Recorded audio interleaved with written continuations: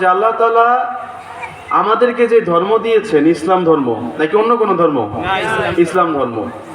এই ইসলাম ধর্ম যেমন আমাকে মেনে চলতে হবে, আপনাদের সবাইকে সেটি মেনে চলতে হবে। অন্য কোনো অপশন আছে? নাই। একমাত্র আল্লাহ তাআলা কি বলেছেন? ইন্নাদ দীনা ইনদাল্লাহিল ইসলাম, যে আল্লাহ তাআলার নিকট মনোনীত ধর্ম একমাত্র ইসলাম। যেই একমাত্র ইসলাম, এই ইসলামকে অনুসরণ করবে সেই নাজাত পাবে।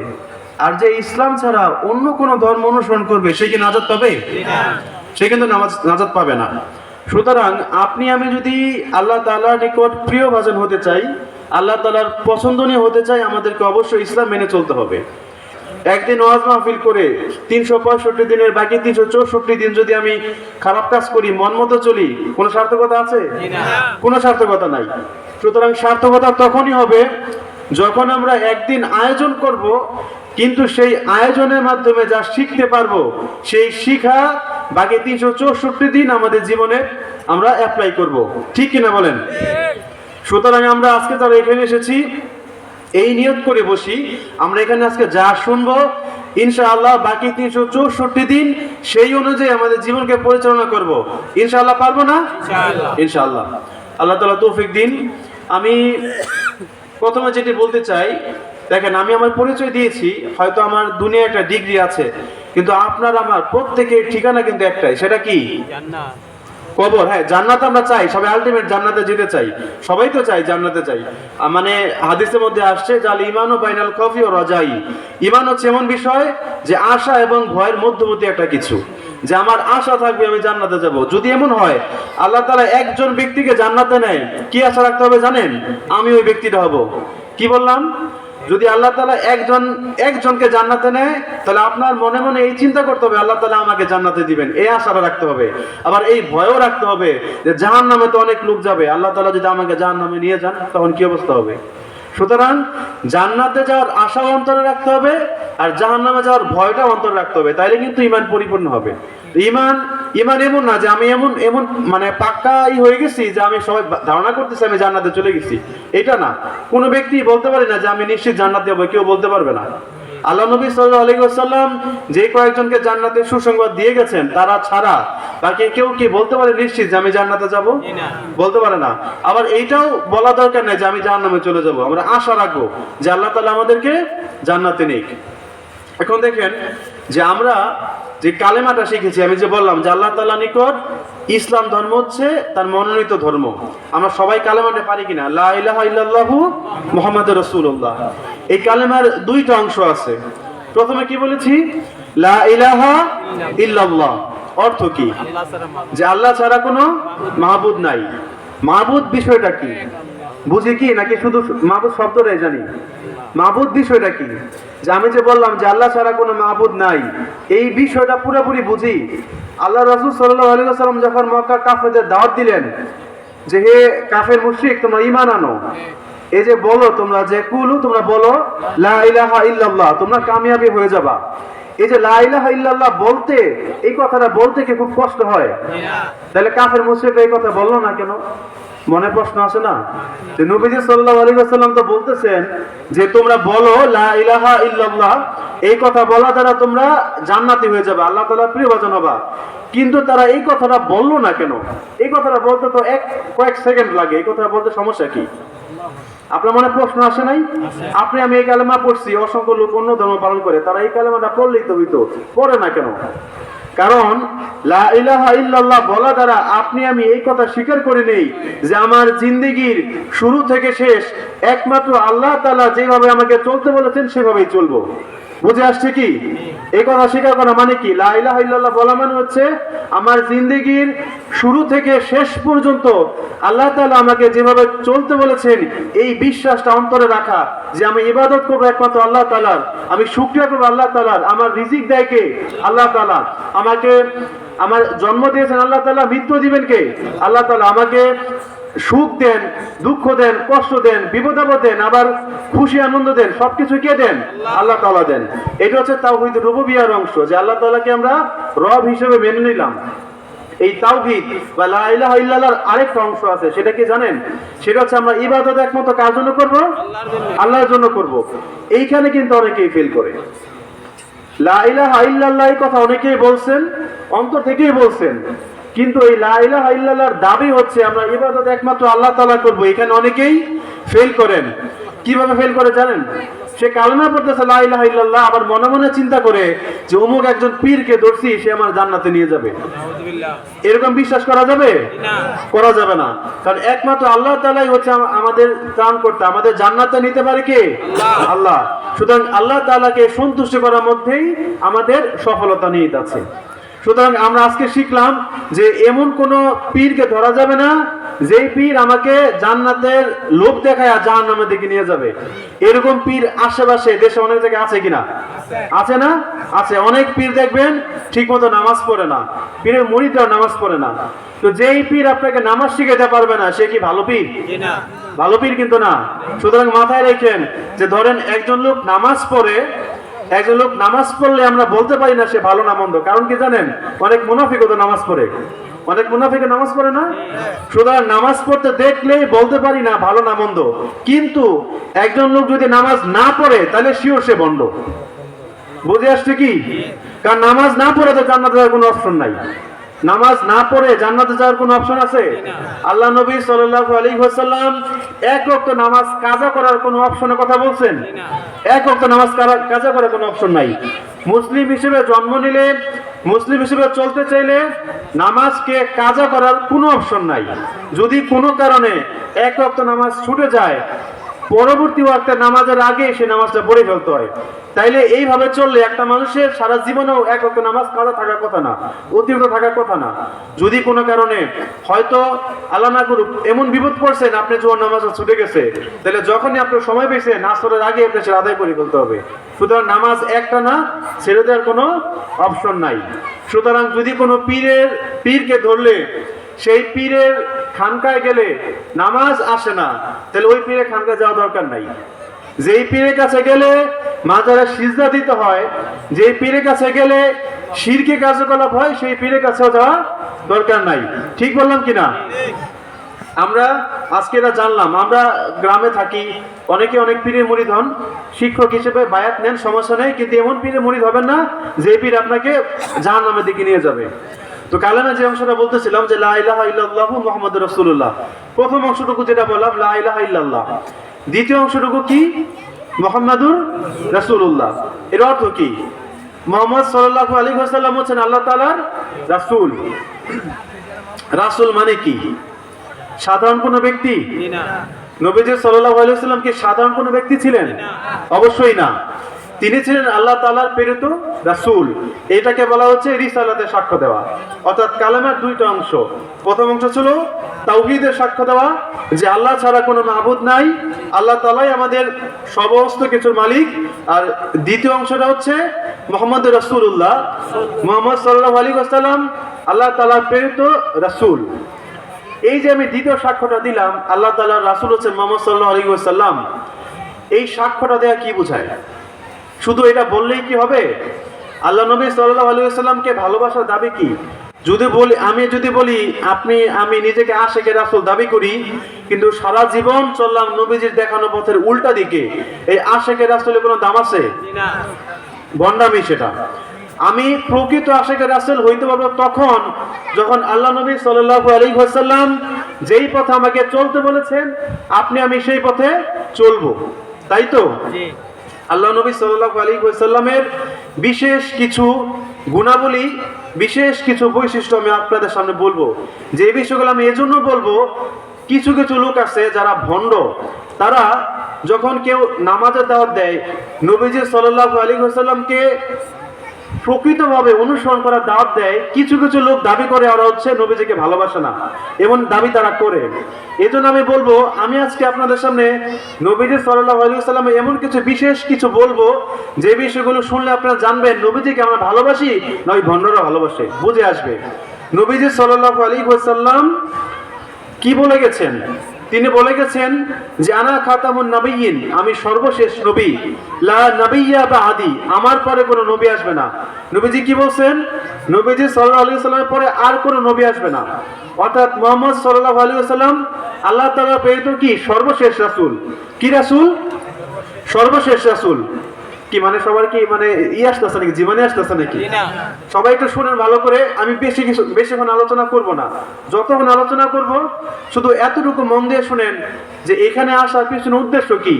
এখানে আসার পিছনে কিন্তু 1 ঘন্টা 2 ঘন্টা 3 ঘন্টা শুধু নষ্ট করার উদ্দেশ্য না। এখানে আসার উদ্দেশ্য হচ্ছে আজকে যে ভালো ভালো কথাগুলো শুনবেন, বছরের বাকি সমস্ত দিনগুলা সেই অনুযায়ী নিজেকে চালাইবেন, এটাই তো উদ্দেশ্য নাকি? হাদিসের মধ্যে কি আসছে? ইন্নামাল আমালু বিন নিয়ত। প্রত্যেক কাজের ফলাফল কিসের উপর নির্ভর করে? নিয়তের উপর নির্ভর করে। ওই নিয়ত অনুযায়ী আমল করলে ফলাফল পাওয়া যাবে।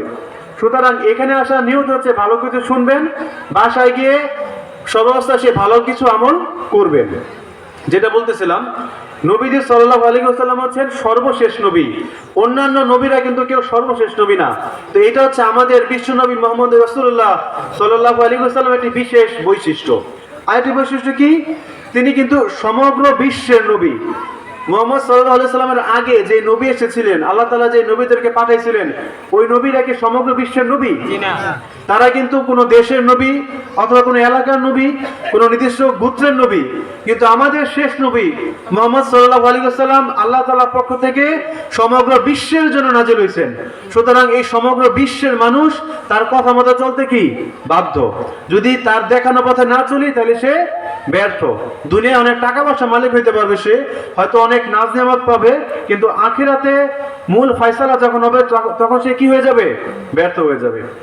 3 নম্বর বৈশিষ্ট্য হচ্ছে আমাদের প্রিয় নবীজি সাল্লাল্লাহু আলাইহি ওয়াসাল্লাম হচ্ছে রাহমাতুল লিল আলামিন। কি বললাম? রাহমাতুল লিল আলামিন। তিনি সমগ্র বিশ্বের জন্য রহমত স্বরূপ।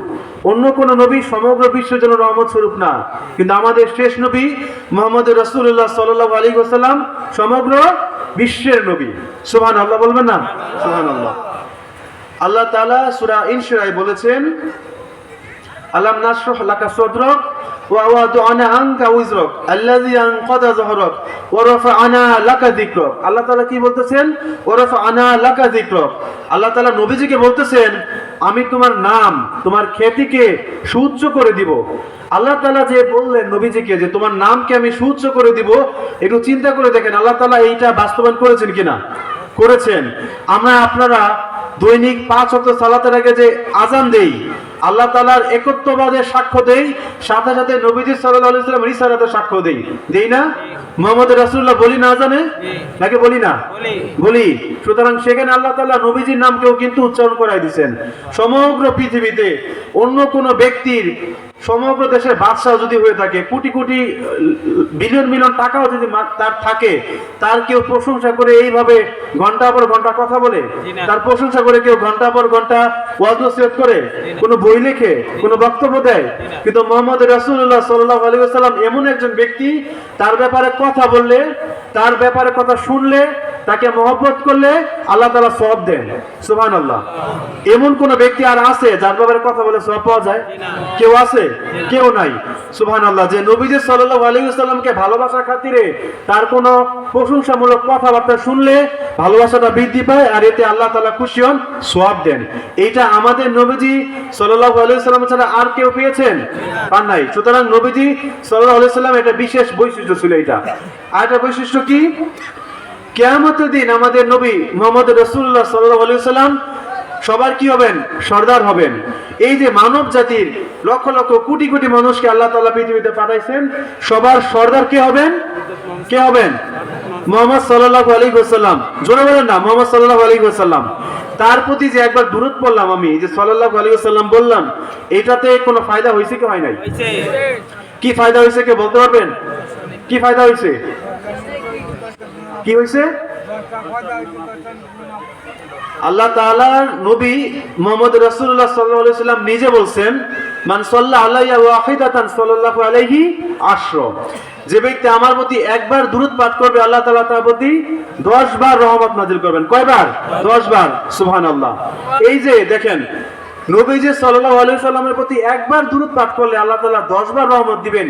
এই সুবিধা এই আখেরি নবীর উম্মত ছাড়া অন্য কেউ পাইছে? আখেরি নবীর উম্মত ছাড়া আগে তো আখেরি নবী আসে নাই, তাহলে ওই উম্মত এই সব কেমনে পাইবো? আমরা আসছি, আল্লাহ তাআলা আমাদেরকে আখেরি নবীর উম্মত বানাইছেন।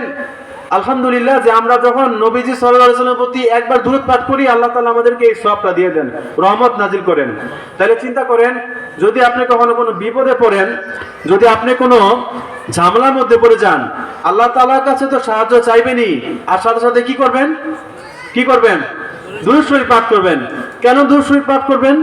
আচ্ছা, আপনার যখন রোগ হয় তখন কি করেন? ওষুধ খান না, নাকি অন্য কিছু করেন?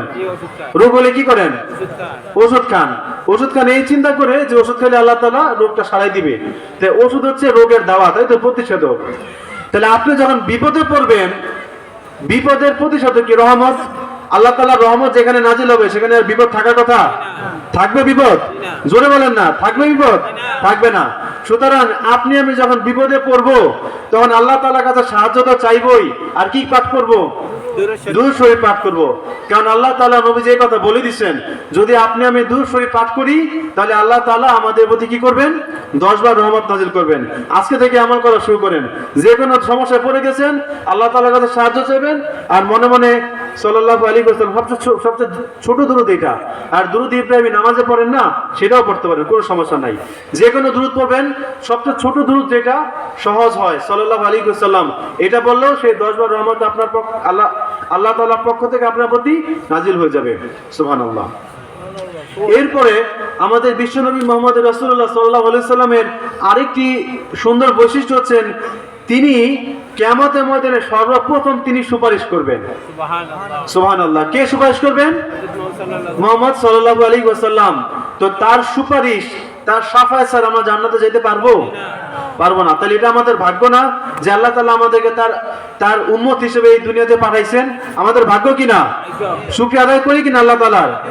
আলহামদুলিল্লাহ। সবাই মন থেকে বলি আলহামদুলিল্লাহ। এরপর আল্লাহ নবীজি সাল্লাল্লাহু আলাইহি ওয়াসাল্লামের চরিত্র সম্পর্কে আল্লাহ তাআলা নিজে সার্টিফাই করছেন।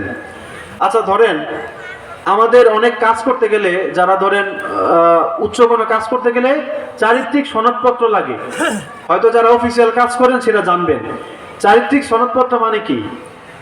একটা ইউনিয়ন পরিষদ থেকে অনেক সময় দেয়, যে চেয়ারম্যান এটা স্বাক্ষর করে দেয় যে আমি অমুক, তার পিতা অমুক, তার গ্রাম এটা, ওয়ার্ড এটা, আমি তাকে চিনি, তার চরিত্র ভালো, তার সর্বাঙ্গীন সাফল্য কামনা করি। নিচে একটা সাইন দিয়ে একটা চারিত্রিক সনদপত্র দেয়। এটা অনেকেরই কাজে লাগে, চাকরির ক্ষেত্রে কাজে লাগে, বিদেশ যেতে কাজে লাগে, অনেক জায়গায় কাজে লাগে। এই চারিত্রিক সনদপত্র যে চেয়ারম্যান দেয়, যে লোককে দেয়, ওই লোককে কি সে চিনে? সবাইকে কিন্তু চিনে না। তাহলে সে কিভাবে দেয়? ভালোভাবে দেয়। ভালো হইলেও ভালো বলে, খারাপ হইলেও ভালো বলে। এলাকার বাসিন্দা হইলেই হয়, যে এলাকার বাসিন্দা হলেই হয়, সে একটা চারিত্রিক সনদপত্র ধরায় দেয় যে ঠিক আছে আমি চিনি তোমাকে, তুমি ভালো, এটা নিয়ে যাও। কিন্তু এই চারিত্রিক সনদপত্র থাকলেও ওই লোকটা যদি খারাপ হয়, তাহলে এই কাগজের সনদপত্র তার কোনো কাজে আসবে? কাজে আসবে না। কিন্তু যদি এমন হয় যে একজন ব্যক্তির ব্যাপারে আল্লাহ তাআলা স্বয়ং বলে দিচ্ছেন সে হচ্ছেন ভালো, তাহলে তার উপরে আর কেউ ভালো হইতে পারবে? পারবে? পারবে না। তো আমাদের নবীজি সাল্লাল্লাহু আলাইহি ওয়াসাল্লাম সম্পর্কে আল্লাহ তাআলা কি বলছেন শুনেন। সূরা কলমে বলছেন, ইন্নাকা লাআলা খুলুকিন আযীম। আল্লাহ তাআলা বলছেন নিশ্চয়ই তুমি মহান চরিত্রের অধিকারী। সুবহানাল্লাহ। সুবহানাল্লাহ বলেন। বাকি সবাই জীবনে চলে আসছে। আজ আমি সুর দিয়ে বক্তব্য দিতে পারি না, কারণ আমি কোনো ওইরকম প্রথাগত কোনোই না। আমি একজন ইঞ্জিনিয়ার, আমি মাত্র পড়াশোনা করতেছি, মাদ্রাসায় মিসকাত পরীক্ষা দিব, আমি সুর দিতে পারি না। এজন্য হয়তো আপনাদের ঘুম ঘুম ভাব চলে আসতে পারে। কিন্তু এইটা নিয়ত রাখেন যে যে কথাগুলো শুনবেন সেই কথাগুলো অনুযায়ী আমল করবেন, এটা হচ্ছে নিয়ত, আর কিছু না। আল্লাহ তাআলা এটা দেখবেন যে নিয়তটা সহি ছিল কিনা, সে অনুযায়ী কিছু নিয়ে যেতে পারছি কিনা। বাংলাদেশের অসংখ্য জায়গায় অনেক ওয়াজ মাহফিল হচ্ছে, কিন্তু সেখানে মানুষজন আসে আর ফেরত যায় খালি হাতে, কিছু নিয়ে যেতে পারে না। কারণ সে শুনে কিচ্ছা কাহিনী শুনে, গল্প গুজব শুনে, চিল্লা চিল্লা কিছু শুনে, কিন্তু যাওয়ার সময় কি যে শুনলাম কিছুই মনে নাই। বাসায় গেছি, যদি জিজ্ঞেস করি তুমি আজকে তো ওয়াজ মাহফিলে গেছিলা, কি শুনে আসলা, কি শিখে আসলা, কিছু বলতে পারে না। এমন হয় কি না? হয়। কারণ কি? আসছে, সে ভালো নিয়তে হয়তো আসছে, কিন্তু আসা বলে সে ঘুমাইছে, ভালো করে শুনে নাই, ভালো কিছু কথা শুনে নাই, মনোযোগ দেয় নাই। কিন্তু আপনি যদি এখানে এসে অল্প কয়েকটা কথা শুনেন, আমার কথা যতক্ষণ হবে এত লম্বা কথা আপনাদের মনে রাখা দরকার নাই, কয়েকটা কথাকে গেঁথে নেন, কয়েকটা কথাকে শুনেন, সেই কথাগুলো অনুযায়ী নিজের জীবনটাকে চালান। আল্লাহ তাআলা চাইলে ওই সামান্য কাজের বিনিময়ে মাফ করে দিতে পারেন কিনা? পারেন। আল্লাহ তাআলা খাঁটি অন্তরকে দেখেন। আল্লাহ তাআলা যখন রোজ কিয়ামত দিবসে আমাদেরকে জান্নাত আর জাহান্নামের ফয়সালা করবেন, তখন আল্লাহ তাআলা ছোট ছোট আমলগুলোকে খুঁজবেন যে আমার এই বান্দাকে কোন আমলের উসিলা মাফ করে দেওয়া যায়। আল্লাহ তাআলা যখন দেখবেন যে আমার এই বান্দার তো অনেক গুনাহ, কিন্তু একদিন আমাকে খুশি করার জন্য, আমার দ্বীন ইসলাম সম্পর্কে জানার জন্য, মানার জন্য একটা ওয়াজে গিয়েছিল, সে ওয়াজ থেকে ফিরে ওইখান থেকে শুনছিল যে নবীজির উপরে দুরূদ পড়লে 10 বার রহমত নাজিল হয়, সে আমলটা করতো। নবীজিকে ভালোবাসলে নাকি সওয়াব হয়, এটা সে শুনছিল। সে নবীজিকে ভালোবাসছে, নবীজির প্রতি মহব্বত রাখছে। তো আল্লাহ তাআলা চাইলে এই আমলের উসিলা মাফ করে দিতে পারেন কি পারেন না? পারেন। শুধু নিয়তকে খাঁটি করেন, আল্লাহ তাআলা বান্দার ছোট ছোট আমল দেখে তাকে জান্নাতে দিয়ে দিবেন ইনশাআল্লাহ। হাদিসের মধ্যে তো আসছে যে ঈমানের সর্বনিম্ন শাখা হচ্ছে রাস্তা থেকে কষ্টদায়ক বস্তুকে সরায় দেওয়া। এটা কি বুঝেন? যখন আপনি আমি রাস্তা দিয়ে যাচ্ছি, যদি ছোট কোনো একটা বস্তু পড়ে যেটা ক্ষতিকারক, কেমন হইতে পারে? একটা কলার ছাল হইতে পারে, পড়ে আসছে, আপনি চিন্তা করলেন আমি তো চলে যেতেছি, ঠিক আছে, একটা বৃদ্ধ লোক যাইতে পারে, বৃদ্ধ লোক যদি যাওয়ার পথে এটা না দেখে হয়তো পিছলাকে পড়ে যেতে পারে, না পড়ে যেতে পারে। আপনি চিন্তা করলেন যে আমি চলে যাই, সমস্যা নাই, কিন্তু আমি এটাকে অন্য জায়গায় ফেলে যাই, যেটা আমার পরে যে লোকগুলো যাবে তারা যদি একটু নিশ্চিন্তে সুন্দরভাবে যাইতে পারে। এই যে আপনি ছোট্ট একটা আমল করলেন, হাদিসের মধ্যে এই ছোট্ট আমলটাকে বলা হয়েছে ঈমানের সর্বনিম্ন শাখা, অর্থাৎ ঈমানের অংশ করে দেওয়া হয়েছে। সুবহানাল্লাহ। যে আপনি যখন ছোট ছোট কোনো ভালো আমল করবেন, আল্লাহ তাআলা সেটাকে ঈমানের সাথে জুড়ে দিয়েছেন। আর ঈমানের বদলা কি বলেন তো? ঈমানের বদলা কি? জান্নাত। সুতরাং আপনার আমার যদি ঈমান থাকে, আমরা তো জান্নাতে যাবো ইনশাআল্লাহ।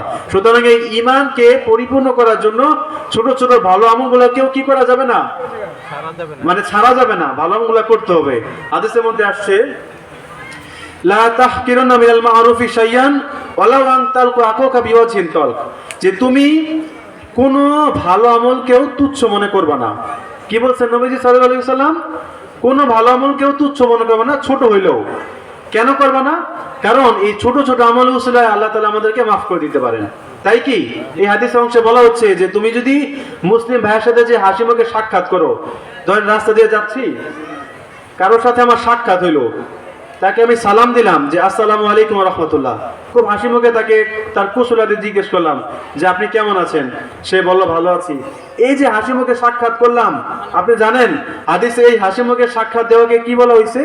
ভালো আমল বলা হয়েছে। এবং বলা হয়েছে এই ভালো আমলটাকেও আমরা যাতে তুচ্ছ মনে না করি। কি বললাম আমি এইমাত্র? কোনো ভালো আমলকেও কি তুচ্ছ করা যাবে? তুচ্ছ মনে করা যাবে? তুচ্ছ মনে করা যাবে না। সেটা যদি কি হয়? মুসলিম ভাইয়ের সাথে হাসি মুখে সাক্ষাৎ করার বিষয় হয়। সুবহানাল্লাহ। যে হাদিসে মুসলিম ভাইয়ের সাথে হাসি মুখে সাক্ষাৎ করাকেও ভালো আমল বলা হয়েছে। তো আল্লাহ তাআলা দ্বীন ইসলামকে সহজ করছেন, শুধু আমাদের অন্তর দিয়ে সেটাকে উপলব্ধি করতে হবে এবং সেটাকে কি করতে হবে? মানতে হবে। আমি যেটা বলতেছিলাম যে নবীজি সাল্লাল্লাহু আলাইহি ওয়াসাল্লামের বিশেষ কিছু বৈশিষ্ট্য সম্পর্কে আপনাদের আমি জানাইছি, এবং নবীজি সাল্লাল্লাহু আলাইহি ওয়াসাল্লামের চরিত্র সম্পর্কে আল্লাহ তাআলা কি বলেছেন সেটাও বলেছে। আল্লাহ তাআলা বলেছেন ইন্নাকা লা আলা খুলুকিন আযীম, নিশ্চয়ই তুমি হে নবী, নিশ্চয়ই তুমি মহান চরিত্রের অধিকারী। সুতরাং আমরা এমন একজন নবীজিকে পেয়েছি যার ব্যাপারে আল্লাহ তাআলা নিজে তার চরিত্রের ব্যাপারে সার্টিফিকেট দিয়েছেন। তো সেই নবীজির উম্মত হতে পেরে আমরা গর্বিত কিনা? গর্বিত না? সবাই অন্তর থেকে আরেকবার শুকরিয়া আদায় করি আলহামদুলিল্লাহ। এখন হাদিসের মধ্যে আসছে ঈমান পরিপূর্ণ হওয়ার জন্য আমাদের সেই বিশ্বনবী মুহাম্মদ রাসূলুল্লাহ সাল্লাল্লাহু আলাইহি ওয়াসাল্লামকে আমাদের অন্তরের চেয়েও কি করতে হবে? বেশি ভালোবাসতে হবে। কি বললাম? আমাদের নিজের চেয়েও তাকে কি করতে হবে? বেশি ভালোবাসতে হবে। আল্লাহ তাআলাকে এবং আল্লাহ তাআলার রাসূলকে আমাদের শুধু নিজের না, স্ত্রী, সন্তান, পিতা মাতা, ভাই ব্রাদার সবার চেয়ে বেশি ভালোবাসতে হবে। অনেকে নিজের চেয়ে সন্তানকে বেশি ভালোবাসে। নবীজিকে নিজের চেয়ে বেশি ভালোবাসলাম, সন্তানের চেয়ে বেশি ভালোবাসলাম না, ঈমান পরিপূর্ণ হবে? হবে না। নবীজি সাল্লাল্লাহু আলাইহি সাল্লামকে আমাদের সমস্ত কিছু চেয়ে বেশি ভালোবাসতে হবে। এই যে মুখে আমি বললাম তাকে বেশি ভালোবাসতে হবে, এটা প্রমাণ কি? আপনি আমি বললাম যে বেশি ভালোবাসি নবীজিকে, এটা প্রমাণ কি? প্রমাণ দিতে পারবেন? কিভাবে প্রমাণ দিবেন? এমন যদি হয় যে আমার পিতা, আমার মাতা আমাকে ভালো কোনো কাজ করতে নিষেধ করতেছে, ধরেন একজন যুবক দাড়ি রাখছে, দাড়ি রাখা ওয়াজিব, সে দাড়ি রাখছে, নামাজ পড়তেছে, টাকনোর উপরে কাপড় পরেছে সব সময়, তার পিতা তাকে বলল তুমি দাড়ি রাখছো এই বয়সে, মানে বিয়ে করতে গেলে তো বউ ভালো ভালো করে বউ পাবা না, অনেকে অনেকে অনেক কথা বলবে, নানা কথা বললো। এই যে তার পিতা তাকে বললো যে তুমি দাড়ি রাখো না, সে নবীজিকে ভালোবাসে দেখে দাড়ি রাখলো, তাহলে কি প্রমাণ হইলো? সে তার পিতা চেয়ে তার নবীজিকে কি করে? বেশি ভালোবাসে। যদি সে মুখে বলতো যে আমি নবীজিকে বেশি ভালোবাসি, কিন্তু পিতা বলছে দাড়ি কাইটা ফেলো, দাড়ি কাইটা ফেলো, তাহলে তার এই কথা সত্যতা আছে? নাই। এটা আমি একটা এক্সাম্পল দিলাম, কিন্তু এইভাবেই প্রমাণ করতে হবে। ধরেন আপনার বিবি আপনাকে বলতেছে যে অনেকেই তো লাখ লাখ টাকা কামাইতেছে দালালি করে, চুরি চালামি করে, অন্যের হক নষ্ট করে কত কত টাকা কামায়। সরাসরি না বলুক, অন্যভাবে বলতে পারে তোমার বন্ধু দেখি বাজারে একটা দোকান দিছে, কিসে কি দোকান, কোনো কিছু নাই, পরে কি না কি করে লাখ লাখ টাকা কামায়, দেখা গেল ওই বন্ধু জুয়া খেলে। তো বউ সরাসরি বলতেছে না তুমি এত টাকা কামাইতে পারো না কেন, সে উস্কে দিতেছে। বউয়ের কথা চিন্তা করে যদি সেও খারাপ কাজে নেমে যায়, তাহলে বোঝা গেল কি সে নবীজির দিনকে, প্রেরিত দিনকে, প্রচারিত দিনকে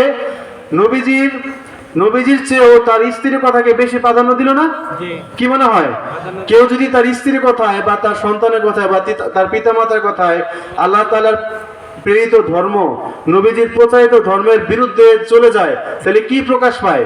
সে মুখে শুধু বলে যে নবীজিকে আমি বেশি ভালোবাসি, বাস্তবে সে নবীজিকে ভালোবাসে না। নবীজিকে ভালোবাসার দাবি কি? নবীজি সাল্লাল্লাহু আলাইহি সাল্লামকে ভালোবাসার দাবি হচ্ছে আমরা নবীজি সাল্লাল্লাহু আলাইহি সাল্লামের প্রচারিত ধর্মকে আমার জীবনের শুরু থেকে শেষ পর্যন্ত মেনে চলবো, এইটাই তো নাকি?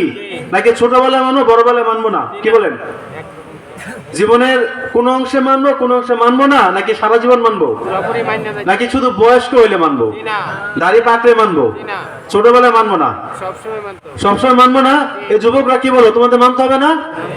অবশ্যই মানতে হবে। নবীজি সাল্লাল্লাহু আলাইহি ওয়াসাল্লামের প্রচারিত ধর্ম দিন ইসলামকে আমাদের জীবনের সকল অবস্থাতেই মানতে হবে।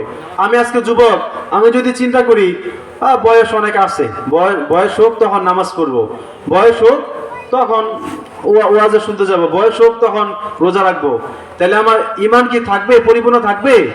ঈমান কিন্তু থাকবে না।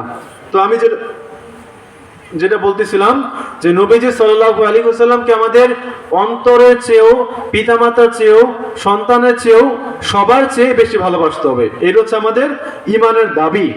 এই নবীজিকে যদি আমরা আমাদের জীবনের চেয়ে বেশি ভালোবাসতে না পারি, আমাদের ঈমান পরিপূর্ণ হবে না। নাকি হবে? হবে? অনেকেই তো আছে নামাজে পড়ে না, কিন্তু বলে না আমার ঈমান ঠিক আছে, এটা বলে না?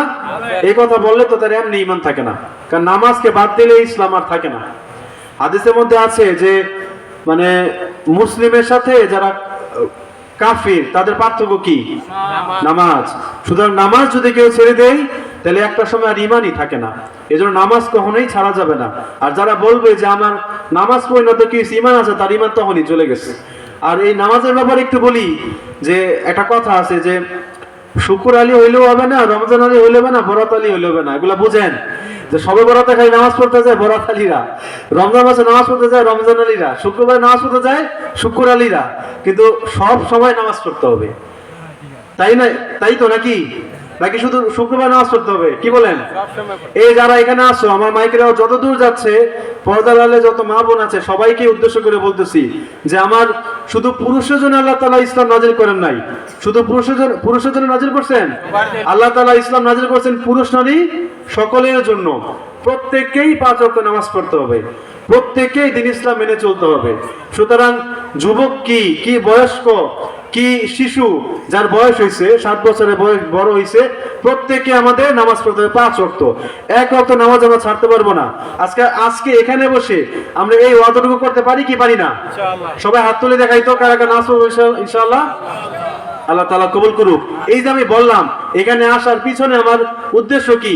কিছু শুনে সেটা গিয়ে আমল করা। একটা তো পেয়ে গেলাম, হয়তো অনেকক্ষণ বকবক অনেক কিছু করলাম, কিন্তু আল্লাহ তাআলা নবীজির ব্যাপারে কিছু কথা বলছি, তাই না? তো নবীজি সাল্লাল্লাহু আলাইহি সাল্লাম ব্যাপারে কি বলছি, যে তার ব্যাপারে কথা বলেও সওয়াব পাওয়া যায়, তিনি এমন একজন মানুষ, তার প্রশংসা করলেও সওয়াব পাওয়া যায়। তো আমরা এখানে এসে কি শিখলাম, আমি কয়েকটা বিষয় বলি, আবার আমার বক্তব্য আরো আছে, মাঝখানে এতটুকু বলি কি কি শিখলাম এই পর্যন্ত। দেখেন তো, এইটা শিখছি যে নবীজি সাল্লাল্লাহু আলাইহি সাল্লামের প্রতি যদি দুরূদ পাঠ করি তাহলে কি হবে, 10 বার রহমত নাজিল হবে, তাই তো? আর কি শিখছি, আল্লাহ তাআলার মনোনীত নির্ধারিত ধর্ম একটাই, সেটা কি ইসলাম। ইসলামের বাইরে গেলে আমি শান্তি পাবো না, জান্নাত পাবো না। আর কি শিখলাম, যে আল্লাহ তাআলার ধর্ম যদি মানতে চাই, জান্নাতে যদি যাইতে চাই, অবশ্যই নামাজ 5 ওয়াক্ত পড়তে হবে, না 4 ওয়াক্ত? বুঝছি 4 ওয়াক্ত, 5 ওয়াক্তই পড়তে হবে, 1 ওয়াক্ত কাজা করা যাবে না। আর কি শিখলাম, যে প্রথমে বলছি যে ইন্নামাল আমালু বিন্নিয়াত, যে সমস্ত কাজে ফলাফল নির্ভর করে কিসের উপরে, নিয়তের উপরে। সুতরাং নিয়তকে সবসময় খালেস রাখবো। আরেকটা জিনিস কি শিখছি, যে আমরা এটা তো জানছি যে আমরা সবাই বিশ্বনবী মুহাম্মদ রাসূলুল্লাহ সাল্লাল্লাহু আলাইহি ওয়াসাল্লামের উম্মত, এবং তাকে ভালোবাসার মধ্য দিয়ে আমাদের কি হবে, ঈমান পরিপূর্ণ হবে। তাকে শুধু মৌখিকভাবে আশিকে রাসূল বললাম, গলা ফাড়াই ফেললাম আশিকে রাসূল আমি, তার ঈদে মিলাদুন নবীর সময় জশ্ন জুলুস বের করলাম, অনেক গজল গাইলাম, সবকিছু করলাম, পরের দিন থেকে নামাজের খবর নাই, এই আশিকে রাসূলকে আল্লাহ নবী সাল্লাল্লাহু আলাইহি ওয়াসাল্লাম কিয়ামতের ময়দানে চিনবে না। কি বললাম, এমন আশিকে রাসূলকে আল্লাহ নবী সাল্লাল্লাহু আলাইহি ওয়াসাল্লাম কিয়ামতের ময়দানে চিনবে না। কিয়ামতের ময়দানে আল্লাহ নবী সাল্লাল্লাহু আলাইহি ওয়াসাল্লাম কিছু সাহাবীদের ব্যাপারেও, তার জমানার কিছু লোকদের ব্যাপারেও, তারা হয়তো পরে মুরতাদ হয়ে যায়, তাদের ব্যাপারে বলবেন যে আমার আসহাব, তারা আসহাবই ছিল, কিন্তু এরা আমার পরে অনেক বিদআত করছে, এদেরকে হাউজে কাউসার থেকে সরাই দাও। এই কথা তার জমানার লোকদের ব্যাপারে বলবেন। তাহলে এখন আমরা যারা নবীজিকে মৌখিকভাবে ভালোবাসবো কিন্তু কাজে ভালোবাসবো না, তাদের পরিণতি ভালো হবে না মন্দ হবে? মন্দ হবে। আমরা তো চাই ভালো পরিণতি। সুতরাং আমরা সবাই আশিকে রাসূল হব সত্যিকার অর্থে। এখানে যে যুবকরা আজকে এই মাহফিল আয়োজন করেছে, ওখানে দাঁড়ায় দাঁড়ায় তারা শুনতেছে, তোমাদের উদ্দেশ্য বলতে চাই, সবাইকেই বলতে চাই, যে এই যুবক বয়সটা খুব মুখ্যম সময় আল্লাহ তাআলার কাছাকাছি চলে যাওয়ার। আমার আলোচনার শেষের দিকে আমি বিশেষ কিছু বলবো, এখন শুধু এতটুকু বলি যে এটা আল্লাহ তাআলার দরবারে শুকরিয়া আদায় করি, আল্লাহ তাআলার দয়া, যে আজকে যুব সমাজ খারাপ কোনো কাজের আয়োজন না করে একটা ভালো কাজের আয়োজন করছে। সবাই যেন সবাই ওদের জন্য দোয়া করবেন, এবং সবাই অন্তর থেকে চাইবেন যে আমাদের এই চরবলাকি গ্রামে শুধু এই ঈদগাহ ময়দান না, বাজার মাহফিল হোক, যে কোনো জায়গায় যাতে প্রতিনিয়ত এমন ওয়াজ মাহফিল হয়, আল্লাহ তাআলা দ্বীনের কথাগুলো মানুষ বলে, মানুষ শুনে, মানুষ যাতে এই অনুযায়ী আমল করে। সবাইরা চাই কি চাই না? চাই। আল্লাহ তাআলা কবুল করুন, আমিন। তো আমি যেটা বলতেছিলাম, যে নবীজি সাল্লাল্লাহু আলাইহি ওয়াসাল্লামকে আমাদের নিজের প্রাণের চেয়েও বেশি ভালোবাসতে হবে। এই প্রাণের চেয়ে ভালোবাসলে ঈমান তো পরিপূর্ণ হবে। আর কি সুফল আছে? আরেকটা সুফল আছে, এটাও শিখে রাখি, আমরা মাথায় রাখি। আজকে যা শুনবো বাসায় গেলে সবকিছু মাথায় থাকবে না। এখানে বেশিরভাগ তো বয়স্ক মানুষ। আল্লাহ তাআলার নিজাম সিস্টেম এমন, যুবক বয়সে বেশি কিছু মনে থাকে, বয়স যত বাড়ে আস্তে আস্তে স্মরণ শক্তি কি হইতে থাকে? কমতে থাকে। তো এখানে যারা আছেন বাসায় গেলে সবকিছু মনে থাকবে না, কিন্তু এই নিয়তটা রাখেন, আল্লাহ কাছে বলেন, আল্লাহ গো, আমি যা শুনতেছি সেই অনুযায়ী আমল করতে চাই। তাইলে যদি ভুলেও যান, নিয়ত যদি সহি থাকে, আল্লাহ তাআলা আপনাকে সে আমলের সওয়াব দিয়ে দিবেন ইনশাআল্লাহ।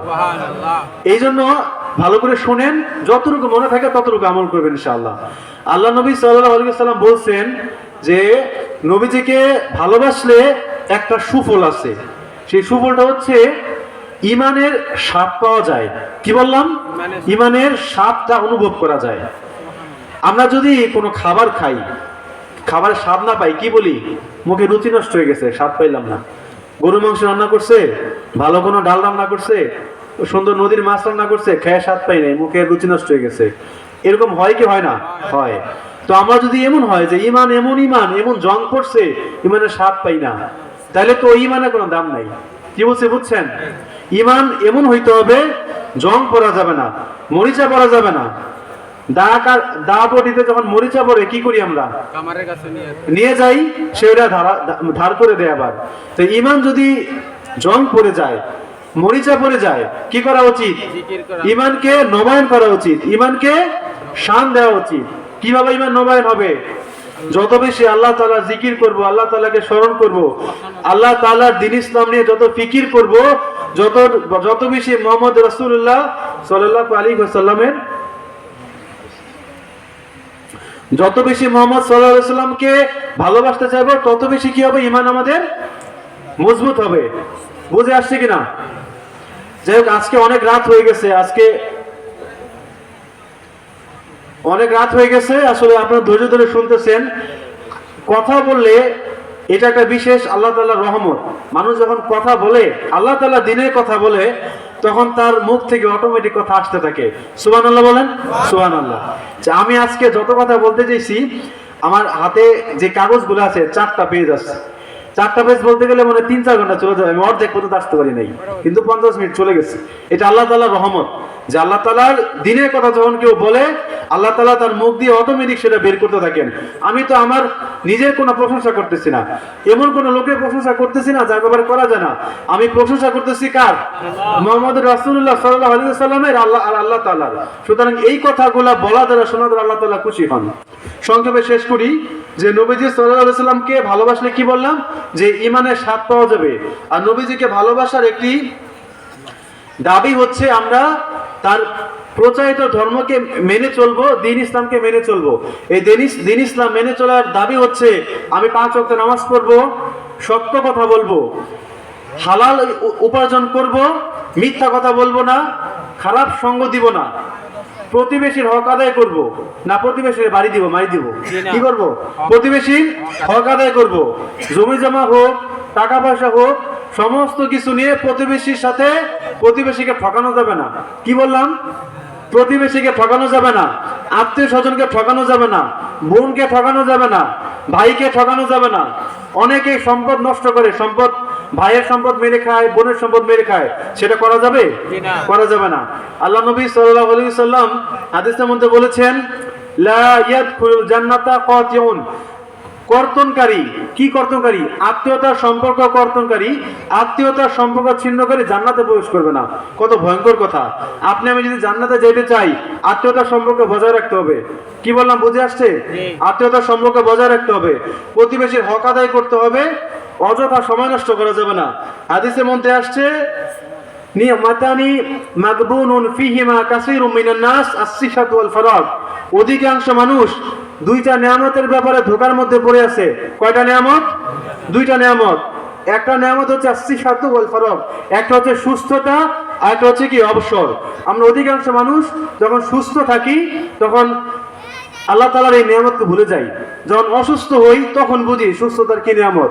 সুতরাং যতক্ষণ আমরা সুস্থ আছি, যতক্ষণ আমাদের দেহে প্রাণ আছে, জিকির করব, আল্লাহ তাআলার দ্বীন ইসলাম মেনে চলবো। চলবো কি চলবো না? চলবো। এবং আমাদের অবসর সময়কে আমরা ভালো কাজে ব্যয় করব। যুব সমাজে যারা আছো, অবশ্যই তোমাদের অবসর সময়কে ভালো কাজে ব্যয় করবা, অসৎ সঙ্গকে অবশ্যই পরিত্যাগ করবা। হাদিসের মধ্যে আসছে, ছোট একটা হাদিস, কয়েকটা অংশ বলি। হাদিসের মধ্যে এসেছে, 7 শ্রেণীর লোক আল্লাহ তাআলার কিয়ামতের ময়দানে যখন অন্য কোনো ছায়া থাকবে না, তপ্ত রৌদ্র থাকবে, 7 শ্রেণীর লোক আল্লাহ তাআলার আরশের ছায়া নিচে আশ্রয় পাবে। কয় শ্রেণীর লোক? 7 শ্রেণীর লোক। সংক্ষেপে দ্রুত বলি। 1 শ্রেণী হচ্ছে ইমামুন আদিল। কি বললাম? ন্যায়পরায়ণ বাদশাহ। এখন তো বাদশাহ অনেক জায়গায় নাই, কিন্তু প্রধানমন্ত্রী আছে, মন্ত্রী আছে, চেয়ারম্যান আছে, নেতা আছে।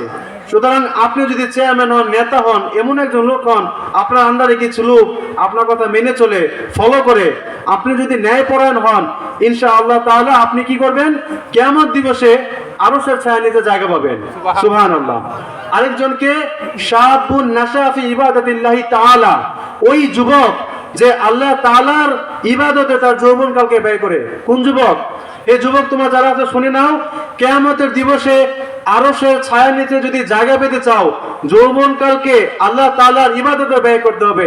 তোমরা সেই যৌবনকালকে আল্লাহ তাআলার ইবাদতে ব্যয় করতে পারবা কি পারবা না? বলো, সবাই জোরে বলো, ইনশাআল্লাহ। আল্লাহ তাআলা কবুল করুক। এবং 3 নম্বর হচ্ছে রজুলুন কলবুহু মুআল্লাকুন ফিল মাসাজিদ, ওই ব্যক্তি যার অন্তরটা মসজিদের সাথে লটকে থাকে। মসজিদের সাথে লটকে থাকে কার অন্তর? যে একদিনের মসজিদে যায় না তার, কার অন্তর মসজিদের সাথে লটকে থাকে?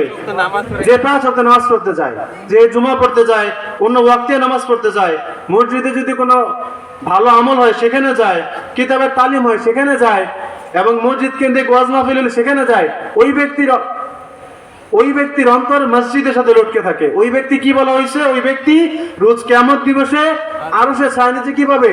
জায়গা পাবে।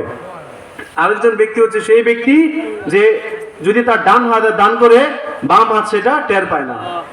আমরা তো আজকে যদি দান করি, লোকজনকে দেখাই করি, সেটা করা যাবে না। কি বলা হচ্ছে? যদি গোপনে দান করি, আল্লাহ তাআলাকে সন্তুষ্ট করার জন্য দান করি, তাহলে আমি নিজেও ভুলে যাবো সেই দানের কথা। আল্লাহ তাআলা কবুল করলে আমরা তাহলে আরশের ছায়ার নিচে জায়গা পাবো।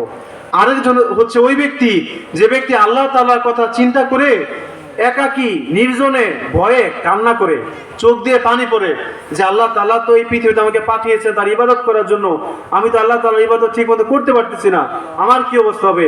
এই ভয়ে যদি কান্না করি তাহলে ওই 7 ব্যক্তির মধ্যে জায়গা পাবো। আরেকজন ব্যক্তি হচ্ছে ওই ব্যক্তি, ছেলে যুবক, তাকে কোনো নারী কুপ্রস্তাব দেয়, খারাপ কাজের জন্য প্ররোচনা দেয়, কিন্তু সে আল্লাহ তাআলার ভয়ে সে প্রস্তাবকে ফিরিয়ে দেয়, বলে যে আমি তো আল্লাহ তাআলাকে ভয় করি, আমি এই প্রস্তাব মানতে পারবো না, সেই ব্যক্তিও কি হবে?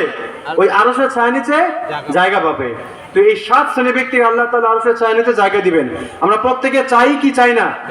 চাই। সুতরাং আল্লাহ তাআলা আমাদের সবাইকে এই যে 7 জন শ্রেণী ব্যক্তির কথা বলা হলো, তারা যে যে আমল করবে সেই আমলগুলা করার তৌফিক দান করুন।